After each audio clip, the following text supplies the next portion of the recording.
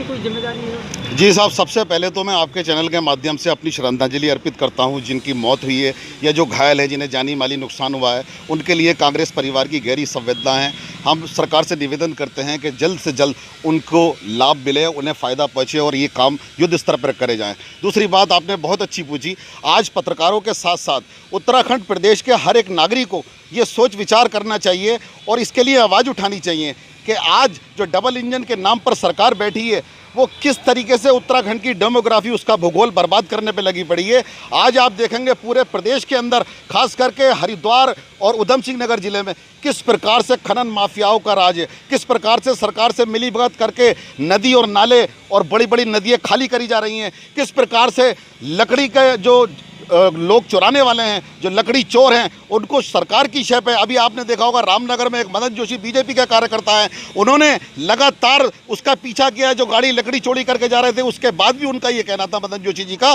कि कोई कार्रवाई नहीं है, ये लोग पुष्पा राज हैं और इनका कुछ नहीं होता, सरकार से मिली गत है। तो आप बीजेपी कार्यकर्ता ऐसी बात कहता है जो चुनाव लड़ा है मेयर का रामनगर का। उसके अलावा यहाँ जो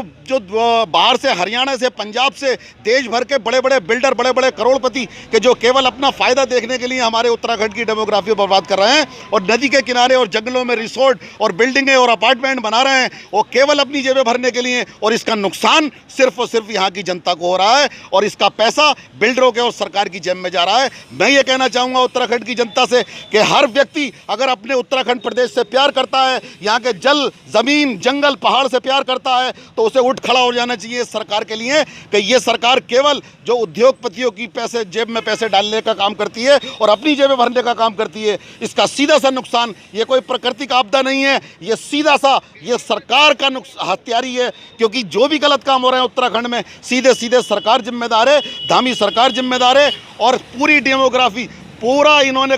भूगोल बिगाड़ के रख दिया है यहाँ का, उत्तराखंड का। और अगर जनता कर्राती है और जनता आवाज़ उठाती है तो ये उस मुद्दे को धार्मिक मुद्दा बनाकर, हिंदू मुसलमान का मुद्दा बनाकर कर देते हैं। जबकि उत्तराखंड की जनता जो असल में चाहती है, जो बाहर के लोगों को भगाना, तो उन बिल्डरों को भगाना चाहती है, उन जंगल लकड़ी चोरों को भगाना चाहती है, उन खनन माफियाओं को भगाना चाहती है, जो और प्रदेशों से आके हमारे प्रदेश को आकर के बर्बाद करने का काम कर रहे हैं। मैं कहना चाहूँगा आपके माध्यम से, जनता के माध्यम से, कि पुरजोर विरोध करें इन उत्तराखंड चोरी करने वालों का, उत्तराखंड का नुकसान करने वालों का। केदारनाथ में भी आई थी, जब केदारनाथ में आपदा में आपने देखा कि एक भयावह प्राकृतिक आपदा थी